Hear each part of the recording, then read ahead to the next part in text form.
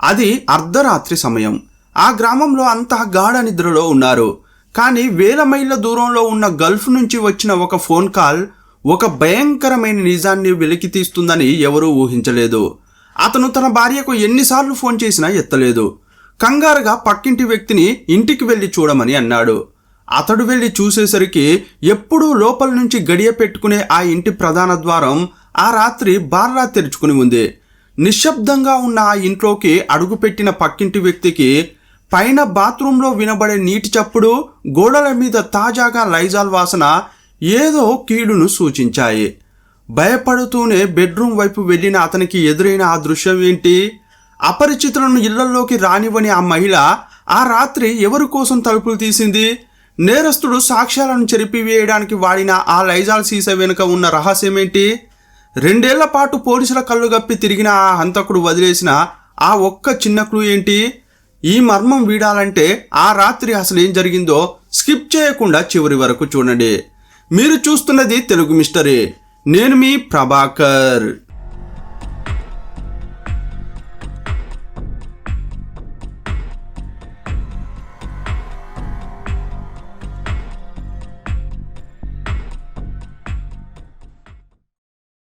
ఆ రోజు 2015 ఆగస్టు 13. అది కేరళలోని అలప్పుళ జిల్లా హరిప్పాడు సమీపంలోని నంగార్ కులంగర అనే గ్రామం. సమయం రాత్రి 11 గంటలు దాటింది. సరిగ్గా అప్పుడే రఘు ఫోన్ ఒక్కసారిగా మోగింది. నిద్రపోతున్న రఘు తన పక్కనే ఉన్న ఫోన్ స్క్రీన్ వెలుగును చూసి కళ్ళు నులుముకుంటూనే లేచాడు. స్క్రీన్ మీద పేరు చూడగానే అతని పెదవులపై ఒక చిరునవ్వు విరిసింది. అది తన ప్రాణ స్నేహితుడు సురన్. గల్ఫ్ నుంచి కాల్ చేస్తున్నాడు. సురన్కు అది అలవాటే. అప్పుడప్పుడు రఘుకు ఫోన్ చేసి కబుర్లు చెబుతుంటాడు. రఘు ఫోన్ ఎత్తి, ఏరా సురన్, ఈ టైంలో ఫోన్ చేశావేంటి? అక్కడ అంతా కులాసైనేనా అని ఉత్సాహంగా అడిగాడు. కానీ అటువైపు నుంచి వినిపించిన గొంతులో ఎప్పుడూ ఉండే ఆ ఉత్సాహం లేదు. దానికి బదులుగా ఏదో తెలియని భయం కనిపిస్తోంది. రఘు, అది కాదురా, నేను ఒక ఇబ్బందిలో ఉన్నాను అని సురన్ అన్నాడు. రఘు కూడా కంగారు పడ్డాడు. ఏమైందిరా అంత కంగారు పడుతున్నావు అని అడిగాడు. ఏం లేదురా, నా భార్య జలజకు కంటిన్యూగా ఫోన్ చేస్తున్నాను. రింగ్ అవుతోంది కానీ తను ఫోన్ ఎత్తడం లేదు. నాకు ఏదో కీడు శంకిస్తోందిరా. మనసు అస్సలు కుదురుగా లేదు. ప్లీజ్ నువ్వు ఒక్కసారి ఇంటికి వెళ్ళి ఏం జరిగిందో చూస్తావా అని అన్నాడు. రఘుకు అప్పుడు కూడా పెద్దగా అనుమానం కలగలేదు. అరే పిచ్చోడా, టైం చూడు ఎంత అవుతోందో. తను నిద్రపోయి ఉంటుంది. ఫోన్ సైలెంట్లో ఉందేమో. అనవసరంగా టెన్షన్ పడకు.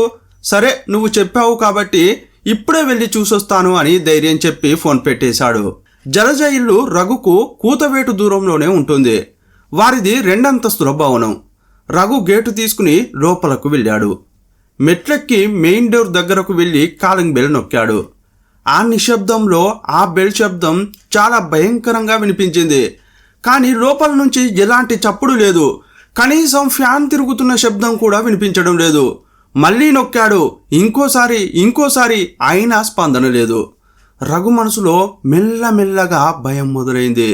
ఏంటి ఇంతలా బెల్ కొడుతున్నా కొంచెం కూడా చప్పుడు లేదు అని అనుమానం వచ్చి మెల్లగా డోర్ హ్యాండిల్ పట్టుకుని ఇలా నెట్టాడు. అంతే, ఊహించని విధంగా ఆ భారీ తలుపు కిర్రుమంటూ తెరుచుకుంది. రఘు ఒక్కసారిగా షాక్ అయ్యాడు. ఈ అర్ధరాత్రి వేళ ఒంటరిగా ఉన్న మహిళ తన ఇంటి తలుపులకు గడియ పెట్టకుండా ఎలా నిద్రపోతుంది? అది కూడా కేరళలో ఈ మధ్య జరుగుతున్న దొంగతనాల గురించి తెలిసి కూడా తలుపు ఎందుకు తెరిచిపెట్టిందని అనుకున్నాడు. ముందున్న గదిలోకి నెమ్మదిగా వచ్చాడు. అతనికి కాస్త భయం వేసింది. అప్పుడు లోపల నుంచి ఒక వింతైన వాసన వస్తోంది. అది పౌడర్ వాసనో సబ్బు వాసనో కాదు, ఏదో ఒక ఘాటైన కెమికల్ వాసన. అప్పుడు జలజ అని పిలిచాడు. కానీ ఎలాంటి సమాధానం లేదు. ఆ చీకట్లో గోడ మీద ఉన్న స్విచ్ కోసం రఘు చేతులు తడుముకున్నాడు. గుండె వేగంగా కొట్టుకుంటోంది. ఒళ్ళంతా చెమటలు పడుతున్నాయి. చివరకు స్విచ్ దొరికింది. అతను స్విచ్ ఆన్ చేయగానే ఆ వెలుతురులో రఘు కళ్ళకు కనిపించిన ఆ దృశ్యం అతని జీవితంలో ఎన్నడూ మరిచిపోలేని విధంగా మారింది. ఆ గది మధ్యలో ఫ్లోర్పై జలజ నిర్జీవంగా పడి ఉంది.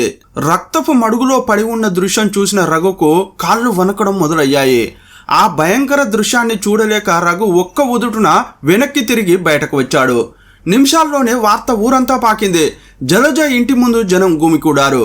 జనం లోపలికి వెళ్ళడానికి ప్రయత్నిస్తుంటే వణుకుతున్న గొంతుతో రఘు వారిని ఆపాడు.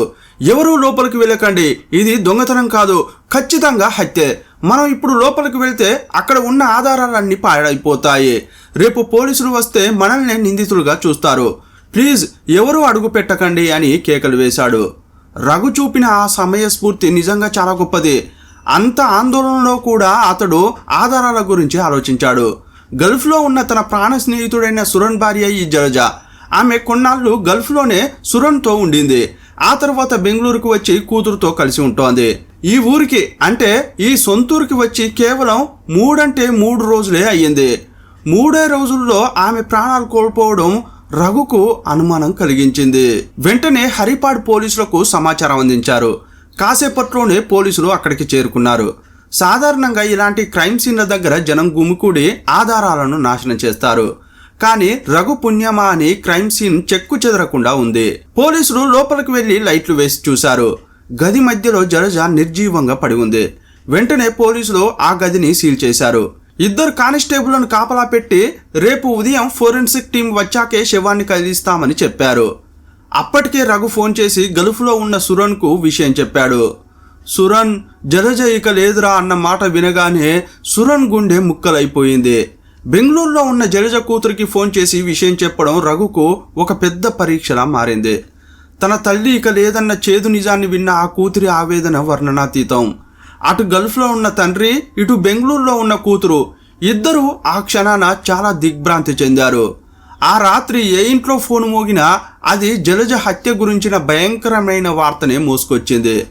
మరుసటి రోజు ఉదయం జలజ ఇంటి ముందు చాలా మంది జనం గుమికూడారు. సరిగ్గా అదే సమయంలో పోలీసులు, ఫోరెన్సిక్ నిపుణులు అక్కడికి చేరుకున్నారు. ఆ ప్రాంతంలో అప్పుడు రాజకీయ వేడి కూడా తోడైంది. అప్పటి కేరళ హోంమంత్రి సొంత నియోజకవర్గం అది. సాక్షాత్తు హోంమంత్రి నియోజకవర్గంలో ఇలాంటి దారుణం జరగడంతో పత్రికలు, టీవీ ఛానళ్లలో ఈ వార్త ప్రధాన అంశమైంది. పెద్ద పెద్ద అక్షరాలతో హెడ్లైన్లు పెట్టి వార్తలు రాశారు. ఇది ప్రభుత్వ వైఫల్యం కాదా అని ప్రశ్నల వర్షం కురిపించారు.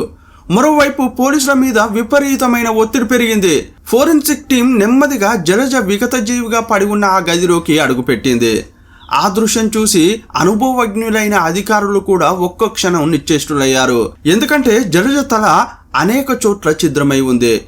ఏదో మొండిగా ఉన్న బరువైన ఆయుధంతో ఆమె తలపై అత్యంత క్రూరంగా కొట్టినట్లు స్పష్టమవుతోంది.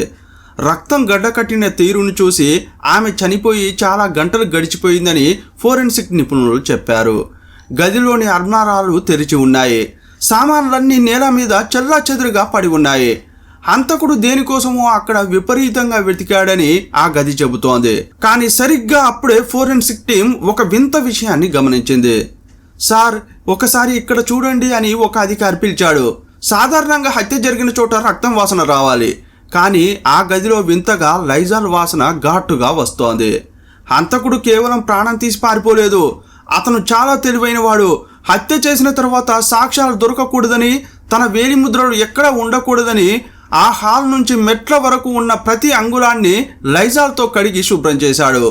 ఆ ఫ్లోర్పై ఉన్న తడి, ఆ ఘాటైన వాసన చూస్తుంటే నేరస్తుడు హత్య తర్వాత చాలా సమయం అక్కడే గడిపాడని, సాక్ష్యాలను తుడిచేయడానికి ప్రయత్నించాడని అర్థమైంది. జలజ ఇంటి దగ్గర బంధువుల ఆక్రందనలు మిన్నంటుతున్నాయి. సరిగ్గా అదే సమయానికి బెంగళూరు నుంచి జలజ కూతురు వచ్చింది. పోలీసులు ఆమెను గదిలోకి తీసుకెళ్లి జలజ ఒంటిపై ఉన్న నగలను గుర్తుపట్టమన్నారు. ఆ కూతురు ఏడుస్తూనే ఒక విషయాన్ని గమనించింది. సార్, అమ్మ మెడలో ఎప్పుడూ ఉండే బంగారు గొలుసు లేదు, చేతిలోకి ఉన్న గాజులు కూడా కనిపించట్లేదు అని చెప్పింది. కానీ పోలీసులు అప్పుడు ఒక వింతైన విషయాన్ని గమనించారు. మెడలోని గొలుసు, చేతి గాజులు మాయమయ్యాయి. కానీ ఆమె చెవులకు ఉన్న బంగారు కమ్మలు మాత్రం అలాగే ఉన్నాయి. సాధారణంగా ఒక దొంగ వస్తే ఉన్నవన్నీ ఊడ్చుకుపోతాడు. మరి ఈ హంతకుడు కేవలం గొలుసు, గాజులు మాత్రమే ఎందుకు తీసుకున్నాడు? కమ్మలను ఎందుకు వదిలేశాడు అని సందేహం కలిగింది. అప్పుడే కూతురు మరో కీలక విషయం చెప్పింది. సార్, అమ్మ నిన్ననే బ్యాంకు నుంచి ₹1,00,000 నగదు తెచ్చింది. ఒక పెళ్లి కోసం ఆ డబ్బు ఎవరికో ఇవ్వాలని నాతో ఫోన్లో చెప్పింది.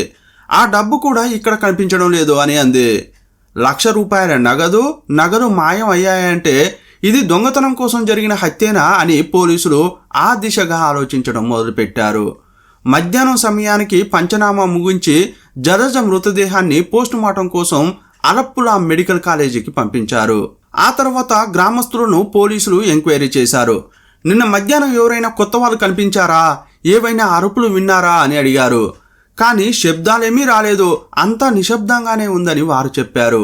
అప్పుడే రఘు ముందుకు వచ్చి ఒక ఆశ్చర్యకరమైన విషయం చెప్పాడు.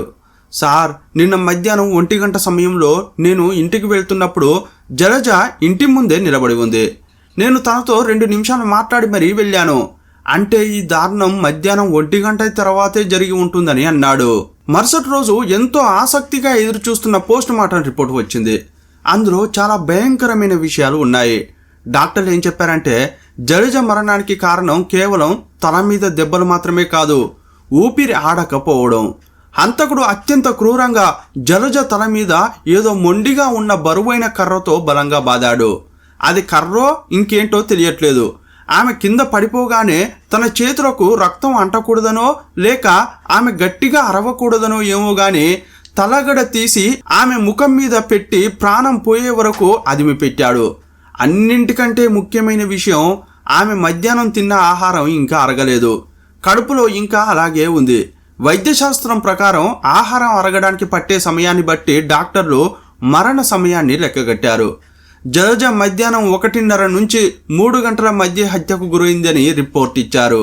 అంటే రఘు ఆమెను చూసి వెళ్లిన అరగంట లోపే హంతకుడు ఇంట్లోకి ప్రవేశించాడని పోలీసులు అనుకున్నారు. వెంటనే సర్కిల్ ఇన్స్పెక్టర్ నేతృత్వంలో దర్యాప్తు వేగవంతమైంది. జలజ ఒంటరిగా ఉంటుందని తెలిసిన ఎవరో దొంగతనానికి వచ్చి ఆమె గుర్తుపడుతుందనే భయంతో ఇంత క్రూరంగా చంపేసి ఉంటారని పోలీసులు ఒక అంచనాకు వచ్చారు. ఆ దొంగను పట్టుకుంటే కేసు క్లోజ్ అవుతుందని భావించారు.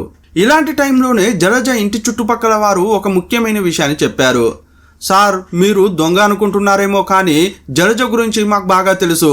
తను చాలా జాగ్రత్త పరురాలు. ఇంటి కాలింగ్ బెల్ మోగగానే వెంటనే తలుపు తీసే రకం కాదు. ఎవరైనా బెల్ కొడితే మొదట హాల్లోకి వచ్చి కిటికీ రెక్కను కొంచెం పక్కకు జరిపి చూస్తుంది. వచ్చిన వ్యక్తి మొహం చూసి అతను ఎవరో ఎందుకు వచ్చారో పూర్తిగా నిర్ధారించుకున్న తర్వాతే తలుపు గడియ తీస్తుంది. ఆమె తెలియని వ్యక్తి కోసం తలుపు తీయడం అసాధ్యం. దీన్ని బట్టి చూస్తే ఆ రోజు లోపలికి వచ్చింది దొంగ కాదు, ఆమెకు తెలిసిన వారో బంధువో అయి ఉండాలని వారన్నారు. లోకల్ పోలీసులు మాత్రం దొంగతనం అనే కోణంలోనే విచారణ చేస్తున్నారు.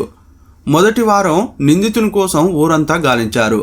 అనుమానం ఉన్న ప్రతి ఒక్కరిని ఇంటరాగేట్ చేశారు. 10ల సంఖ్యలో అనుమానితులు, 100ల కొద్ది ప్రశ్నలు. కానీ హంతకుడు ఎంత తెలివైన వాడంటే అక్కడ తనకు సంబంధించిన ఒక్క ఆధారం లేకుండా జాగ్రత్త పడ్డాడు. ఇక లాభం లేదని కేసును అన్సాల్వ్డ్ అని క్లోజ్ చేద్దామని ఫైల్ రెడీ చేస్తున్న టైంలో ప్రజల్లో అసహనం పెరిగింది. మీడియాలో వార్తలు ఎక్కువయ్యాయి. అప్పటికే హోంమంత్రి వద్దకు ఈ కేసు ఫైల్ వెళ్ళింది. తన సొంత నియోజకవర్గంలో పెరుగుతున్న నిరసనలను చూసి ఆయన వెంటనే ఒక కీలక నిర్ణయం తీసుకున్నారు. ఈ కేసును లోకల్ పోలీసుల నుంచి క్రైమ్ బ్రాంచ్కు అప్పగించారు. వెంటనే అలప్పుల క్రైమ్ బ్రాంచ్ అధికారులు రంగంలోకి దిగారు. కానీ అక్కడే అసలైన తలనొప్పి మొదలైంది. లోకల్ పోలీసులు అప్పటికే 100ల మందిని విచారించి వదిలేశారు. మళ్ళీ వారిని విచారించాలి.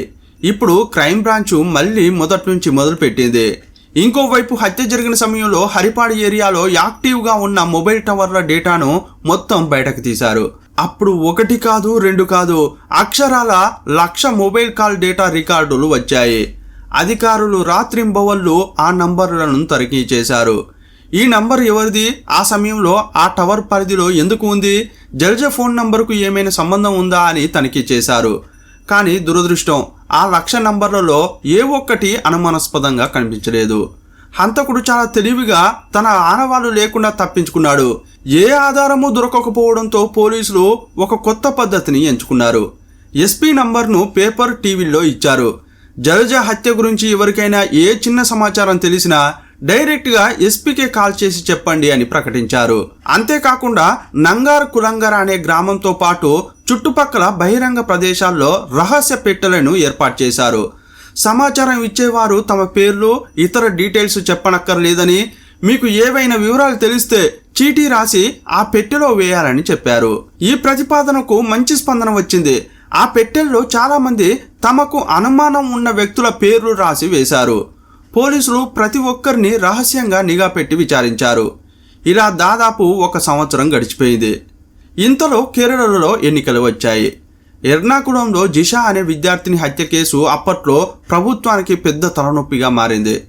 తన సొంత నియోజకవర్గంలో జరిగిన జలజ హత్య కేసు కూడా ఎన్నికల్లో ప్రభావం చూపుతుందని భయపడిన హోంమంత్రి ఈ కేసును సిబిఐకి ఇవ్వాలని సిఫార్సు చేశారు. అయితే కేరళలో జరిగే ప్రతి హత్య కేసును మేము దర్యాప్తు చేయలేమని సిబిఐ తిరస్కరించింది. ఎన్నికల తర్వాత పినరయి విజయన్ ప్రభుత్వం అధికారంలోకి వచ్చింది. జిషా కేసును ఛేదించిన అదే స్పెషల్ ఇన్వెస్టిగేషన్ టీంకు జలజ కేసు బాధ్యతలను కూడా అప్పగించారు. ఈ ప్రత్యేక బృందం ప్రవేశించిన తర్వాత మొదట లోకల్ పోలీసులు, క్రైమ్ బ్రాంచ్ ఎక్కడెక్కడ తప్పులు చేశారో వెతకడం మొదలుపెట్టింది. జలజ ఇంటి 2వ అంతస్తులోని బాత్రూంలో ఒక బకెట్, ఒక టవల్ ఉంది. ఆ టవల్పై రక్తపు మరకలు ఉన్నాయి. వాటిని క్రైమ్ బ్రాంచ్ గుర్తించింది. ఈ కేసును మొదట దర్యాప్తు చేసిన లోకల్ పోలీసులు ఈ ఆధారాలను కనీసం పట్టించుకోలేదు. పరీక్షించలేదని క్రైమ్ బ్రాంచ్ తన నివేదికలో తెలిపింది. లోకల్ పోలీసులు చాలా నిర్లక్ష్యంగా వ్యవహరించడం వల్లే నిందితుని పట్టుకోలేకపోయినట్లు క్రైమ్ బ్రాంచ్ తన నివేదికలో రాసుకొచ్చింది. ఈ నివేదిక ఇప్పుడు సిట్ చేతిలో ఉంది. రంగంలోకి దిగిన సిట్ గతంలో తనిఖీ చేసిన 1,00,000 కాల్ డేటా రికార్డులను కూడా మళ్ళీ క్షుణ్ణంగా పరిశీలించింది. సంఘటన జరిగిన తర్వాత ఆ ఊరి నుంచి దూరంగా వెళ్లిపోయిన వారి వివరాలను సేకరించారు. చాలామంది విదేశాలకు, వేరే ప్రాంతాలకు ఉద్యోగాల కోసం వెళ్ళిపోయారు. హత్య జరిగి అప్పటికే 2 ఏళ్లు కావస్తోంది. ఈ 2 ఏళ్లలో ఊరు విడిచి వెళ్లిన వారి జాబితాను తయారు చేశారు. ప్రతి ఒక్కరిని నిశితంగా పరిశీలించగా సజిత్ అనే వ్యక్తి పేరు దగ్గర పోలీసులకు అనుమానం కలిగింది. అతను గతంలో ఫోటో స్టూడియో నడిపేవాడు, కానీ ఇప్పుడు అతడు వేరే దేశానికి వెళ్ళాడు. సజిత్ను గతంలో పోలీసులు 2 సార్లు విచారించారు, కానీ అప్పుడు అతను చెప్పని ఒక రహస్యం ఇప్పుడు రఘు కాల్ డేటా ద్వారా బయటపడింది. యాక్చువల్గా రఘు ఎవరు? జలజ మృతదేహాన్ని మొదట చూసిన వ్యక్తి. రఘు ఫోన్ రికార్డులు చెక్ చేస్తే అందులో ఒక నంబర్ పోలీసుల దృష్టిని ఆకర్షించింది. సజిత్ విదేశాలకు వెళ్ళిన తర్వాత తన నంబర్ మార్చేశాడు. క్రైమ్ బ్రాంచ్ విచారణలో తన కొత్త నంబర్ మాత్రమే ఇచ్చాడు. పాత నంబర్ గురించి అప్పట్లో ఎవరూ అడగలేదు, కానీ రఘు ఫోన్ లిస్టులో ఉన్న ఆ పాత నంబర్ సజిత్దే అని రఘు నిర్ధారించాడు. సార్, ఇది సజిత్ నెంబరే. అతను నన్ను కలవడానికి వచ్చినప్పుడు ఈ నంబర్ నుంచే కాల్ చేసేవాడు అని చెప్పాడు. వెంటనే పోలీసులు సజిత్ పాత నంబర్ లొకేషన్ చెక్ చేశారు. అది చూసి పోలీసులు షాక్ అయ్యారు. ఎందుకంటే హత్య జరిగిన రోజు మధ్యాహ్నం 1:30 నుంచి 3:30 మధ్య సజిత్ మొబైల్ సిగ్నల్ జలజ ఇంటికి దగ్గరలోని టవర్ పరిధిలోనే ఉంది. 2 ఏళ్లుగా ఏ పోలీసు బృందం గమనించని విషయాన్ని సిట్ ఇప్పుడు కనిపెట్టింది. దాంతోపాటు గతంలో విస్మరించిన 2 కీలక సాక్ష్యాలను సిట్ బయటకు తీసింది. అందులో మొదటి సాక్ష్యం ఏంటంటే, సంఘటన జరిగిన రోజు మధ్యాహ్నం 2 గంటల సమయంలో ఒక మహిళ జలజ ఇంటి ముందు నుంచి వెళ్తోంది. అప్పుడు జలజ ఎవరో మగాడితో కోపంగా గొడవ పడడం విన్నానని ఆమె చెప్పింది. లోకల్ పోలీసులు ఈ సాక్ష్యాన్ని పట్టించుకోలేదు.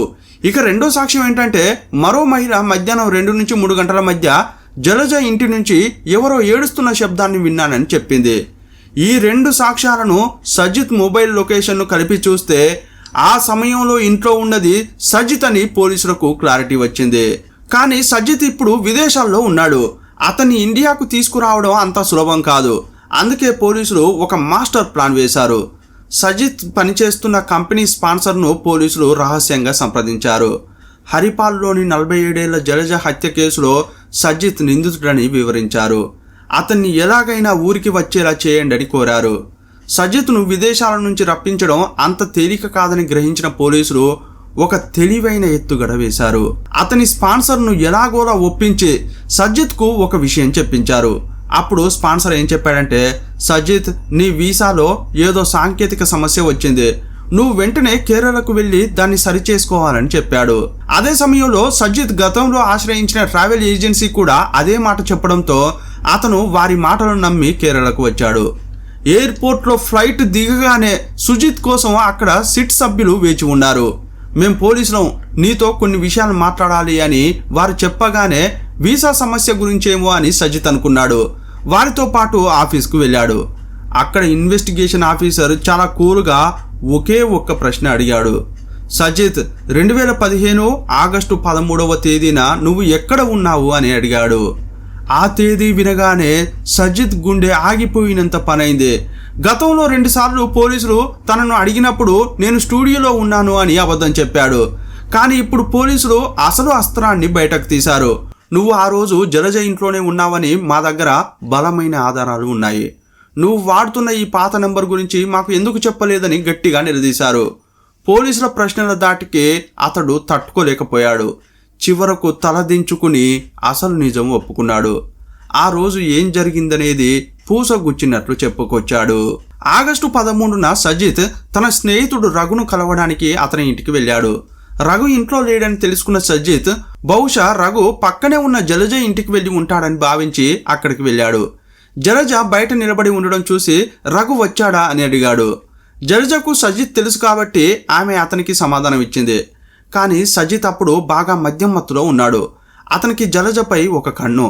గతంలో రఘు సజిత్ కలిసి మందు తాగుతున్నప్పుడు కూడా జలజ గురించి అసభ్యంగా మాట్లాడాడు. ప్రస్తుతం అతను మత్తులో ఉన్నాడు. అతని కళ్ళ ముందు ఆమె ఒంటరిగా ఉంది.